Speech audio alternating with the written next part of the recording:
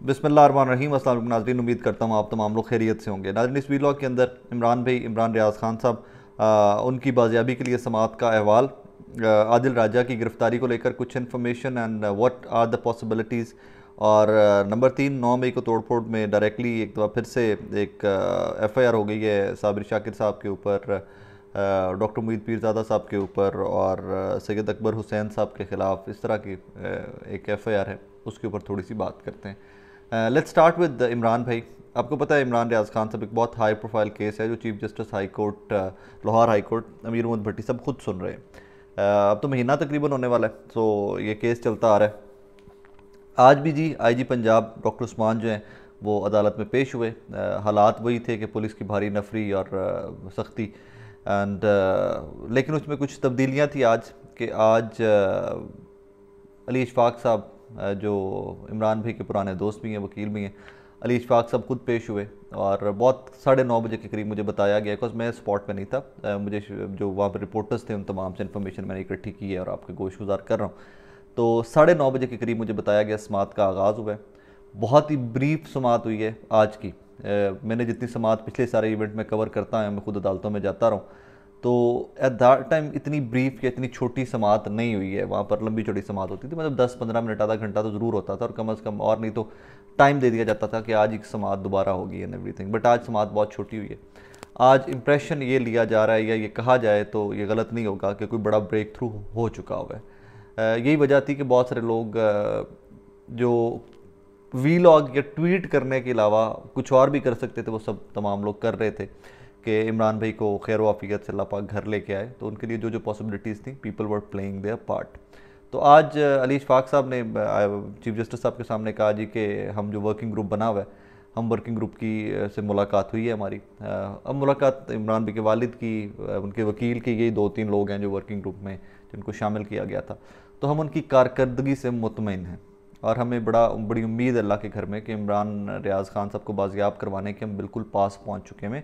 हमें चंद दिन का टाइम दे दीजिए और इमरान रियाज़ खान साहब जो हैं वो बाजियाब हो जाएंगे। सो ये एक पॉजिटिव डेवलपमेंट है कि जब इमरान भाई का वकील ख़ुद से कह रहा है कि वो मुतमईन है वर्किंग ग्रुप की प्रोग्रेस से, तो it is a very positive sign. इसके असरात क्या हैं या इसका आगे फर्दर क्या होगा, वो आइंदा चंद दिनों के अंदर आपको मिल जाएंगे रिज़ल्ट, इंशाल्लाह। इमरान भाई will be amongst us in 5-10 days, 15 दिन कह लीजिए इतना। तो चीज़ें बहुत बेहतर हो जाएंगी इंशाल्लाह। आप लोग भी दुआ कीजिएगा। सो ये अभी तक की सबसे ब्रीफ समाअत थी कि IG साहब ने कहा जी आप मुतमईन हैं। वो IG साहब से भी पूछा गया कि आपकी प्रोग्रेस, उन्होंने कहा जी we are doing what we can. Ali Ishfaq Sahab ने भी कहा जी कि we are doing what we can and we are happy with their progress, we are happy with their work. And समाअत 9:30 बजे स्टार्ट हुई थी, 4-5 मिनट की समाअत, और उसके बाद समाअत को 10 दिन के लिए मुलतवी कर दिया गया। अब 10 दिन के बाद अगली समाअत होगी और तब तक अल्लाह खैर करे इमरान भाई आप कर मेरे दरमियान मौजूद होंगे। अब जी आदिल राजा साहब एक लंदन के पाकिस्तानी यूट्यूबर हैं, लंदन के साथ रहते हैं।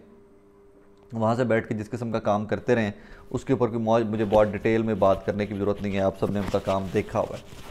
कुछ जो तफसीलात हैं थोड़ी सी वो मेरे पास इकट्ठी जो मैंने की हैं वो मैं आपके सामने रख देता हूँ। एक तो जी बहुत सारे लोगों को गलत फहमी है कि आदिल राजा साहब शायद मैनचेस्टर में रहते हैं। No, he doesn't live in Manchester. वो लंदन के बिल्कुल सबर्बन एरिया है, लूटन उसको बोलते हैं, LUTON। लूटन एयरपोर्ट भी है। बहुत सारे लोग पाकिस्तानी हमारे जब पाकिस्तान फ्लाई कर रहे होते हैं तो लूटन से फ्लाई करते हैं, टिकटें सस्तियाँ पैंदियाँ ने लूटन। तो सो लूटन सबर्बन एरिया, जिस तरह आप कह लें कि लाहौर के बाद शादरा कह लीजिए आप, इस तरह का एक एरिया है, वहाँ पर लूटन में रहते हैं वो। और बहुत सारे लोग जो लूटन से डेली लंदन कम्यूट करते हैं काम के लिए, भी डेली आते जाते हैं, 25 मिनट की ट्रेन है वहाँ से। सो आदिल राजा साहब कल से गायब हैं, कोई वीलॉग नहीं आया, कुछ नहीं आया। तो मैंने वहाँ पर लंदन में जो कुछ सहाफ़ी थे, जो बरतानिया में कुछ सहाफ़ी थे, उनसे रब्ता किया आज उठ के। मैंने कहा जी बताएंगे क्या इन्फॉर्मेशन है आपके पास।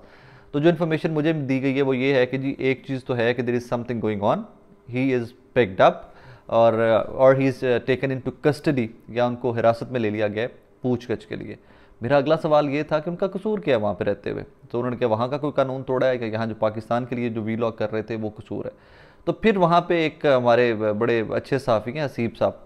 तो हसीब साहब ने मुझे बताया कि उन्होंने कहा जी मेरी काफ़ी सारे वकला से बात हुई है, तो उन वकला ने कहा है कि लंदन में रहते हुए या बरतानिया में कहीं पर भी रहते हुए आप अगर कोई भी इस तरह का मवाद क्रिएट करते हो कि आपके नेटिव मुल्क, आपके आबाई मुल्क के अंदर वो कोई इश्तियाल अंगेज़ी में इस्तेमाल हो सकता है, तो यहाँ पर गिरफ्तारी मुमकिन है, और ये गिरफ्तारी बिल्कुल कानून के मुताबिक है कि, लेकिन अगर आपको साबित कर सको कि आपके उस कंटेंट से, आपकी उस स्पीच से, तकरीर से, ट्वीट से, वीलॉग से आपको ये उस मुल्क की हुकूमत को साबित करना पड़ेगा कि उनके मुल्क के अंदर उनका शहरी जो बरतानिया में रहता है उसकी वजह से हालात ख़राब हुए हैं, तो गिरफ्तारी बिल्कुल अमल में लाई जा सकती है। उसकी मिसाल कुछ वकला ने ये दी है कि अल्ताफ़ हुसैन साहब को भी इंटरोगेट किया गया था, तब इनको भी उनसे भी क्वेश्चन आंसर किया गया था। अब अल्ताफ़ हुसैन साहब वाला कहानी जो है ना, उसका थोड़ा पर्सपेक्टिव जो था वो डिफरेंट था कि वो अल्ताफ़ हुसैन साहब के एक सियासी जमात के सरबराह थे जो सिर्फ कराची की हद तक महदूद थी, MQM। लेकिन आदिल राजा और 9 मई के वाक़यात के बाद इस चीज़ का दायरा कार पूरे मुल्क के इर्द गिर्द घूम रहा है। अच्छा, इसमें कुछ इन्फॉर्मेशन इस तरह की भी आ रही है कि कुछ लोग क्लेमेंट हैं कि आदिल राजा को बहुत सारी इन्फॉर्मेशन जो है वो पाकिस्तान तहरीक इंसाफ के लोग जो थे इर्द गिर्द के, वो सप्लाई कर रहे थे। सो मेरा सवाल वहाँ पर ये बनता है कि पाकिस्तान तहरीक इंसाफ के वो लोग जो इन्फॉर्मेशन सप्लाई कर रहे थे आदिल राजा को, क्या वो उसको ये नहीं बता सके कि तुम्हें लंदन में या लूटन पुलिस जो है वो उठाने आ रही है, तुम्हें इन्वेस्टिगेट करने जा रही है?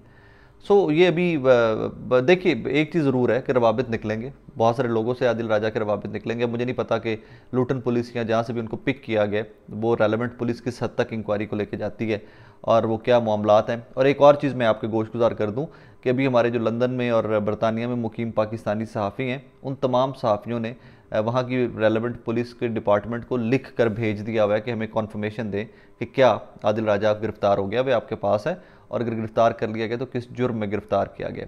अभी तक जवाब नहीं आया। बरतानिया का एक कानून है कि वहाँ पर आपको ऑफिशियली एक ईमेल करनी पड़ती है इंक्वायरी के लिए, किसी भी मुलजिम या मुजरिम की अपडेट के लिए, वो उन तमाम लोगों ने कर रखी है। अब जैसे ही कॉन्फर्मेशन आएगी तो वो कॉन्फर्मेशन भी मैं आप तक पहुँचा दूँगा।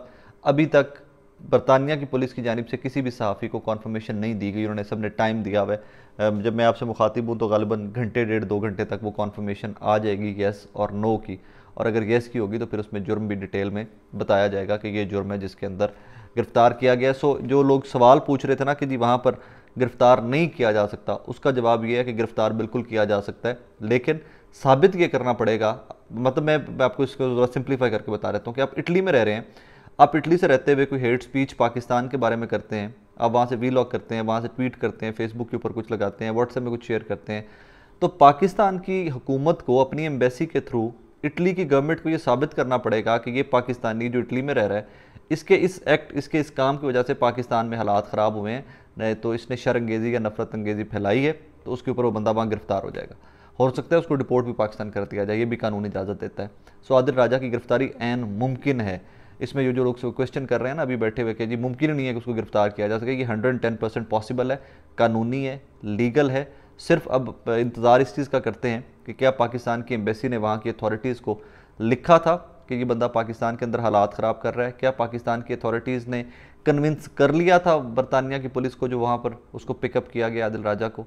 सो इसकी कॉन्फर्मेशन जो है इसका इंतज़ार करते हैं, लेकिन ये प्रिटी मच पॉसिबल है, लीगल है, कानूनी है, माजी में हो चुका हुआ है बहुत सारे केसेस के अंदर, और अब तो रियासत जो है पाकिस्तान की उसने स्टैंड ही बहुत फर्म लिया हुआ है, तो वो चीज़ें I think I am sure कि ये चीज़ों को परसू किया जा रहा होगा।